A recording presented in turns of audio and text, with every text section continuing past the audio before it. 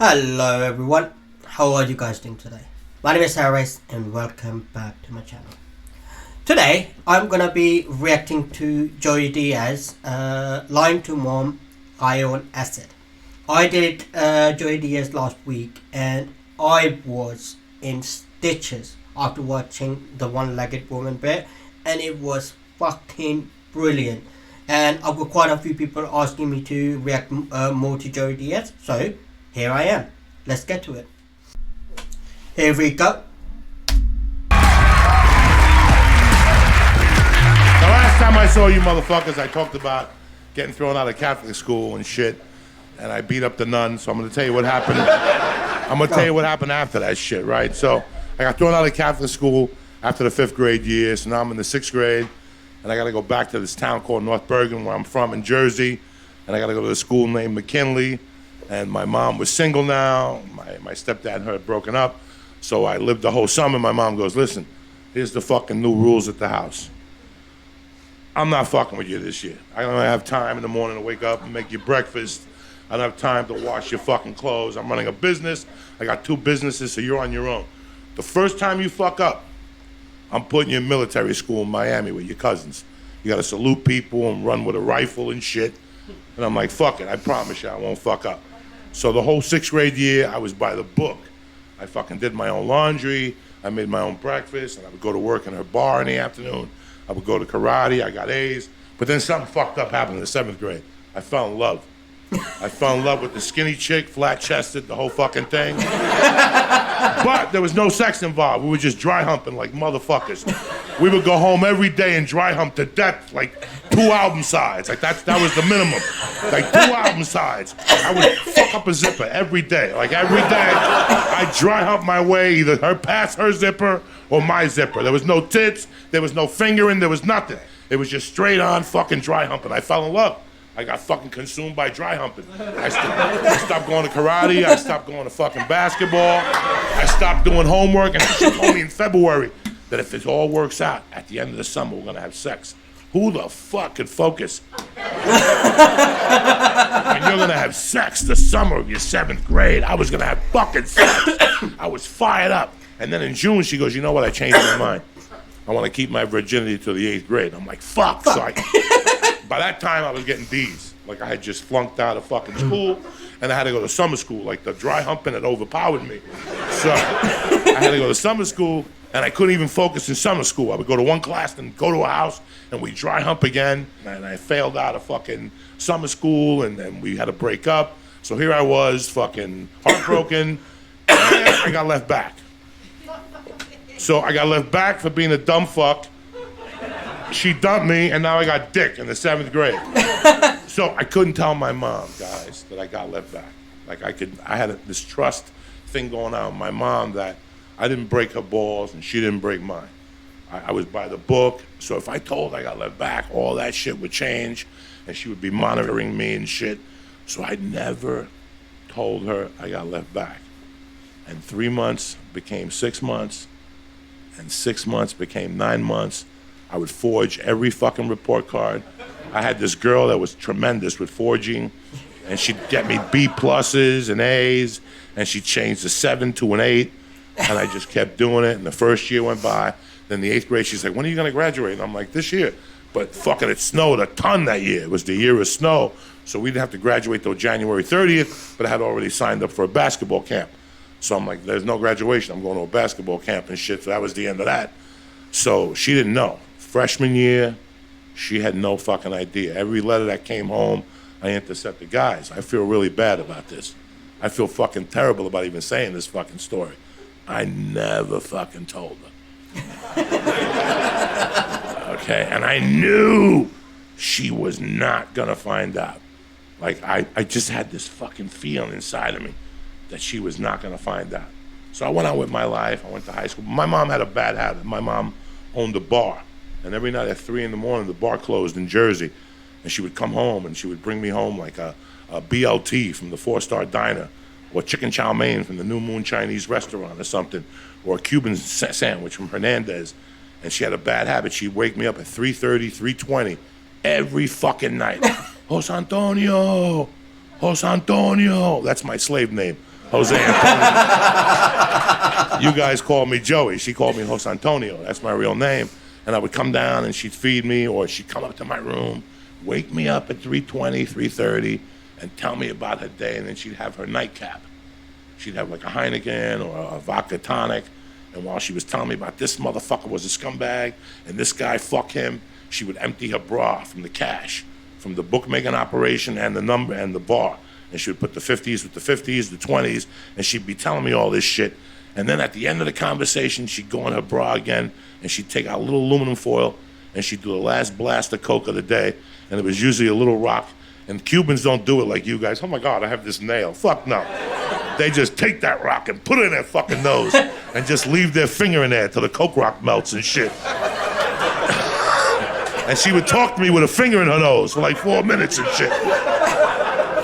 And then she'd tell me, I love you. You're gonna grow up to be somebody. And I'd fucking go, whatever, go to sleep. And so now it's sophomore year. She still doesn't know I got left back, right? So it's November. It's the second week of November, and it's New Jersey has like a school week where the teachers get together, so you only have school Monday and Wednesday. Big party week, bitches. Big party week. So Monday we were gonna get like light acid, maybe snort a couple lines of angel dust, and rob a case of beer, and then not go to school Tuesday. But Wednesday was the big night. Me and 4 other guys were gonna rip up 100 sheets of acid and listen to Led Zeppelin 2 and fucking see the devil. And we robbed a beer truck. We were snorting fucking crystal THC. We were going fucking deep into the murky waters, right? So Monday I got a little fucked up, and Tuesday I'm playing with my buddies. Then Wednesday I go back to school. But Wednesday night we're on fire. We got to meet by Nick's Pizza, this little Greek guy that said he was Italian. He would make pizzas and shit. Nick was all right. You know, Nick was all right. He would always buy hot rings from us and shit, and I'd steal them back. He was a good dude, Nick. Then he'd look at me and he'd go, speak, I seen this ring before. And he would look at it and shit, because I would rob the ring from him when I went to the bathroom. Anyway, that's a different fucking story. So we had to meet by Nick's Pizzeria, and we went up there, and we had 100 hits of acid. But before I left that night, my mom called. And she goes, hey, man, I'm not feeling good, so I'll be home early. I'm like, yes. So then when she gets home that night, she didn't have the bar anymore, but she would still go to Roosevelt Track, and that ends at 12, so she would get home by 1. But this night she called me. She goes, I'm not going to Roosevelt tonight. I'm just going to go straight home because I'm not feeling well. I'm like, perfect.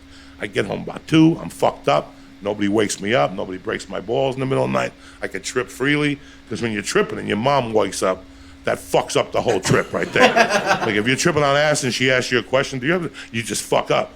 So I left, I went out, I go, perfect, she's gonna be out fucking early, I could stay out all night. We did the acid, we had the fucking beer, and then the cops came to our party behind the high school, and they ruined everything. So we started running, and then on the acid was hitting me, and I'm fucked up. And I hooked up with this girl, she's like, run this way. And we hid behind this little mosquito hut, like where you go when the mosquitoes are out in the summer. And she's like, you want to make out? We started making out, and I sucked her tits a little bit. She had really big tits. So the acid fucked me up. Her tits were even bigger on the acid. So I'm like, I don't want to suck your tits no more. And I just ran out of there. I just ran out of there. She's like, where you going? Holding on to her tit. Where you going? I just ran the fuck out of there. And I ended up like fucking by the high school. I didn't know what time it was. I was fucked up. And I just, let me just go home. So as I get home, I see the lights in my house on. And I go to the door and I open it and I walk in and my mom's not fucking home. I'm like, fuck. So I go to my bedroom and I put the hall light on because I was scared of ghosts.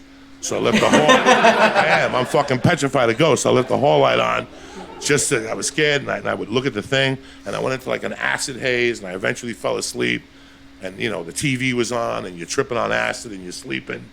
And then I got up like at 3 and I looked at the door and the light was still on. And then I went back into my acid haze and I heard her calling me. Jose Antonio, Jose Antonio. I'm like, fuck that. I'm not going downstairs. I'm not hungry. The acid, you know, I'm not hungry, so why am I gonna go downstairs? She's gonna see that my eyes are dilated. Fuck it. So she called my name a few more times and I just played possum. And then I went back to sleep. And then I got up again a little while later and the hallway light was off. So I said, it's safe, let me go out there and piss. So I went out to my bathroom, I went to piss. When I went to piss, I seen her door was still open. And I'm like, fuck, I gotta face her now, because she's gonna hear that I went to the bathroom. I go, fuck it, let me go downstairs. I heard the water on, like she was washing dishes or some shit. And I walked down the stairs real slowly, and when I went around the kitchen, I looked into the kitchen. I didn't see her by the dishes, but when I looked down, she was on the floor dead. Her arm was purple. And I went over to her and I touched her pulse, and I said, I fucking knew she would never find out I got left back.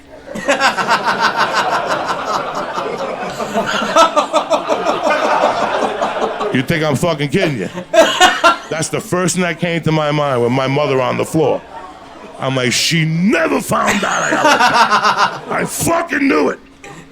Then I dialed 911 and I started crying like a pussy. That's a true fucking story. And that's why I don't lie today. That's the reason why I don't tell a lie today. Because I learned a valuable lesson. I lied and I spun like a Bernie Madoff type thing. Like for 4 years, it was like a fucking Wizard of Lies. And it was my mother. And when I found her dead, she never found out I got left back. But that's the reason why I don't lie. That's my fucking story. Thank you. So, that was Joey Diaz, high on acid and lying to his mother.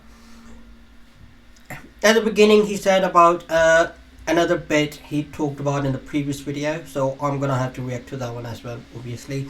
But overall, this video was fucking funny. It was absolute brilliant. It wasn't as funny as the one-legged woman, but it was still funny. And I never ever saw that ending coming, because I mentioned I haven't seen Joey Diaz, and that was big shock and a surprise when he's telling the story and he said it is the truth, and that's why I don't fucking lie. And I was just like, wow. Like, but still, telling a joke like that and ending it like that also requires a skill. He wasn't always a comedian. He decided to become a comedian, I think after Tom Seeger or somebody else told him, or was. I'm not 100% sure how he became a comedian, but I do know it has something to do with Tom Seeger and Joe Rogan. But still, brilliant storyteller. He told the story brilliantly, gracefully, and it was absolute legend. I really did enjoy that, and I hope you did too. If you did, like, subscribe, share, and leave a comment. I'll see you guys next time.